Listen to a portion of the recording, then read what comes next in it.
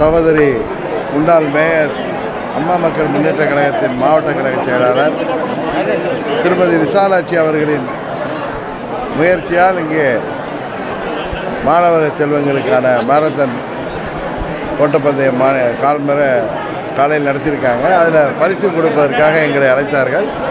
அதற்கு மாணவ செல்வங்களுக்கு பரிசுகள் கொடுத்துவிட்டு உங்களை எல்லாம் சந்திக்கிறோம். சொல்லுங்கள், கேளுங்க, நீங்கள் தான் கேட்கணும்.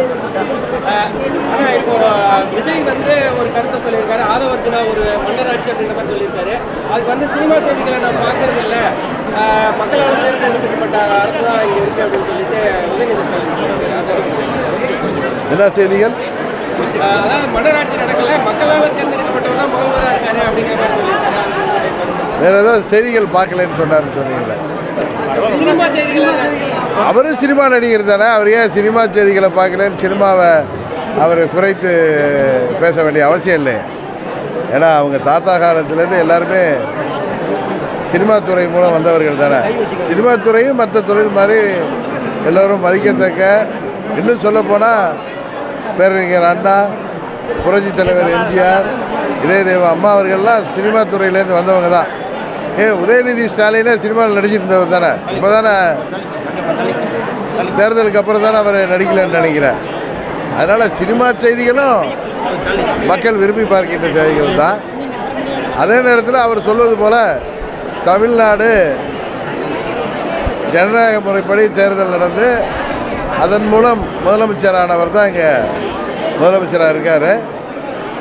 அதே நேரத்தில் முதலமைச்சர் தேர்தல் நேரத்தில் சொன்ன வாக்குறுதிகளை எல்லாம் நிறைவேற்றாமல் தமிழ்நாட்டு மக்களை ஏமாற்றி வருவதும் வருந்தத்தக்க விஷயம். அதை நான் உங்கள் மூலம் அவருக்கு துணை முதலமைச்சர் உதயநிதி ஸ்டாலினுக்கு சொல்ல விரும்புகிறேன். சொல்லுங்கள். பாரதிகுமார் ஐபிஎஸ் நாம் தமிழர் கட்சி பிரிவினைவாத கட்சி அப்படின்ற மாதிரி சொல்லியிருக்காரு. இதனால் நாம் தமிழர்கள் அவங்களுடைய ஒரு எதிர்ப்பை காமிச்சிருக்காங்க. அதே நேரத்தில் அண்ணாமலை சீமானியினுடைய அண்ணன் இதை பேசி கொடுக்க வேணாம் அப்படின்ற மாதிரி சொல்லியிருக்காரு. அதாவது நான் தொலைக்காட்சிகளில் பார்த்த வரைக்கும் திரு சீமான் அவர்கள்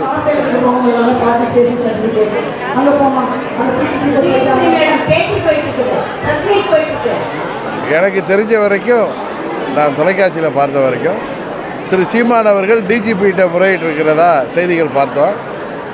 சரி, காவல்துறை தமிழ்நாட்டின் உயர் அதிகாரி டிஜிபி அவரும் அரசாங்கமும் அதில் எதை மாதிரி செயல்படுறாங்கன்னு பார்ப்போமே. 2026 அதிமுக என்ன செய்யப்படுறாங்க? 2026 அதிமுக கட்சி தேர்தலில் எல்லாருமே இணைந்து செய்யப்படுகிறாங்க.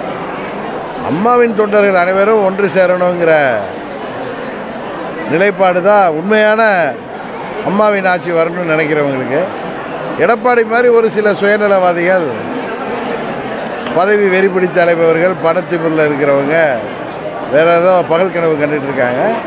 ஆனால் எனக்கு வருகின்ற தகவல்கள் அம்மாவின் உண்மையான தொண்டர்கள், அம்மாவின் கட்சியில் இருக்கிறவங்க இரட்டை இலை காட்டி இனி பழனிசாமி தங்களை ஏமாற்ற முடியாது, இரட்டை இலை நாளொரு மேனியும் பொழுது ஒரு வண்ணமாக பலவீனமாயிட்டு இருக்கு, அதனால் அதையெல்லாம் சரி செய்து மீண்டும் அம்மாவின் ஆட்சி வரணும்னா திமுகவிற்கு பி டீமாக செயல்பட்டு கொண்டிருப்பவர்கள், திமுக வெற்றிக்கு மறைமுகமாக உதவி செய்பவர்களுக்கு தகுந்த பாடம் புகட்ட வேண்டும் என்று முயற்சி செய்வதாக தகவல் வருது.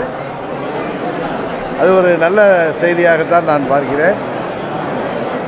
பொறுத்திருந்து பார்ப்போம். நாங்கள் அம்மா மக்கள் முன்னேற்ற கழகம் தேசிய ஜனநாயக கூட்டணியில் இருக்குது, வலுவான கூட்டணி.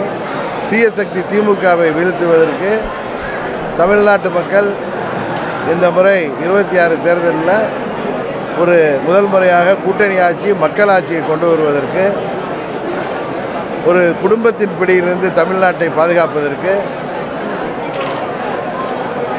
தேசிய ஜனநாயக கூட்டணிக்கு வாக்களிப்பார்கள் என்பது உறுதி. எங்கள் கூட்டணியில் ஏற்கனவே நிறைய கட்சிகள் இருக்கின்றன, இன்னும் புதிய கட்சிகள் வர இருக்கிறார்கள். அம்மாவின் உண்மையான தொண்டர்கள் அனைவரும் எங்களோடு கைகோர்ப்பார்கள் என்ற நம்பிக்கையும் எங்களுக்கு இருக்கிறது.